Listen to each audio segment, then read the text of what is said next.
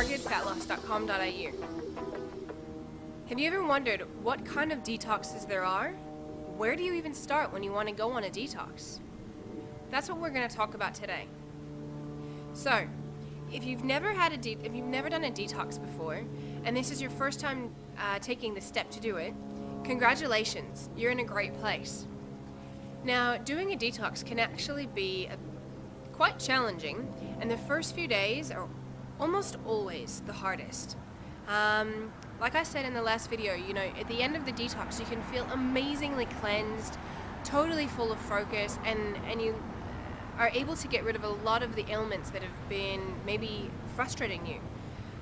In the first few days, sometimes they can come on even stronger, and I will tell you guys that right now because a lot of people give up. But that's the point where you've really got to push through. So what happens is we go on this detox, and in order to prepare for a detox, we need to sit and think about how we're going to do it. So now there's a few different ways to do detox. Well, there's a lot of them actually. Now, first of all, if you've never done one, and let me just be honest, if your diet is atrocious, if you're out eating fast foods and junk and sugar and everything, I highly suggest that you start with at least, everybody can do this, just cut out the sugar. Cut out all the fat and all the sugar in your, the sugar in your diet, all the junk food and the sugar. So what I'm talking about is going down straight to whole foods. Now for somebody like me, that's basically how I eat anyway, so that's not necessarily much of a detox. But if you're at a place right now that you're eating lots of, excuse my language, but lots of crap, then cut it out, and that in and of itself can be quite a challenge. And I'm talking about no sugar in your sauces, so if you have stir fries, don't put any sugar in your stir fries. On your meats, whatever it is, watch the sauce, and you've got to read labels, because likelihood is if you're buying your sauce, there's probably sugar in it. So that's going to be one of the biggest things, is to get rid of sugar in your diet, and trust me, you will feel so much clearer and better when you do. Now, if you want to take it to another level, sometimes people will do liquid detoxes, and so then it really lets your body stop having to worry about processing and breaking down food, so it just lets it rest and can detoxify everything out. So liquid detox is literally all you do is drink. You'll juice things, you can juice, but honestly, you can juice everything. You can juice broccolis and spinaches, and you can have green drinks, and you can have fruit drinks, and you can have veggie drinks, carrot, celery, you name it, you can juice it. So that's another option. And the most extreme option as far as cleansing goes is actually get down and have a fast. I've done this before. It's full on. I did about a 48-hour fast, and by the end of it I was ready to collapse. And then you gradually, and I will honestly, you guys, if you're going to do this, I would definitely be speaking, if you've never done anything like this before, definitely want to speak to a health practitioner and make sure that you've got someone helping you along the way. Because then ultimately it's not just a matter of fasting and saying, right, I'm going to starve myself for 2 days, because that doesn't do it. It's then you've got to gradually, you still come back in, no sugars, you might only have juices. It's a gradual process, and then you don't want to just bring your body back and have trauma. So if you're going to go to the extreme of doing a fast, I know I've heard of people who've done 40-day fasts. Full on, I don't know how they make it, but people do.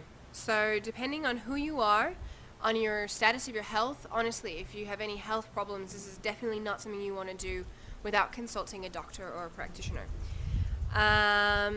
So those are different types of fasts now, or cleanses. The other thing you can do is also, we tend to build up heavy metals in our body.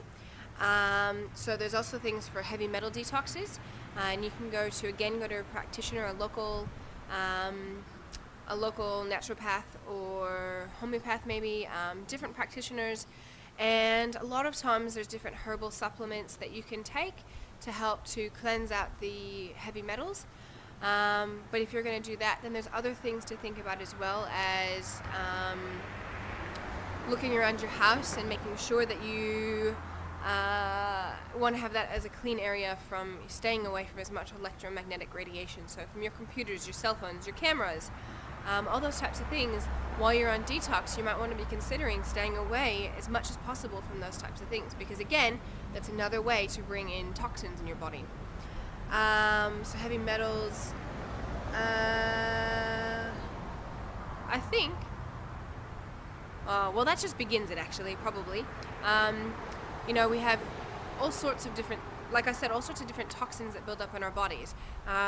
They build up in our liver, our colon. So different people may suggest a colon cleanse or a liver cleanse and be really specific to the targeted area of your body. As far as herbal supplements or vitamins or nutrients that you may take on top of having your detox process. So again, I really, really highly suggest that as much as you're sitting here listening to this and you can start to think about wanting to go on a detox, I highly suggest going and seeing a local health practitioner to really target what is appropriate for your body, because it could be that you need to do a liver detox, and there's some really great things that can help supplement that detox in and of itself.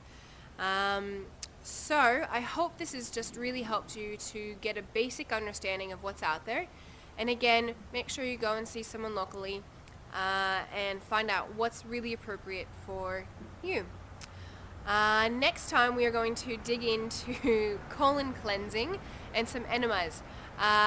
It's a bit of a messy topic, but we're gonna get into that one. I'll talk to you guys tomorrow. Bye.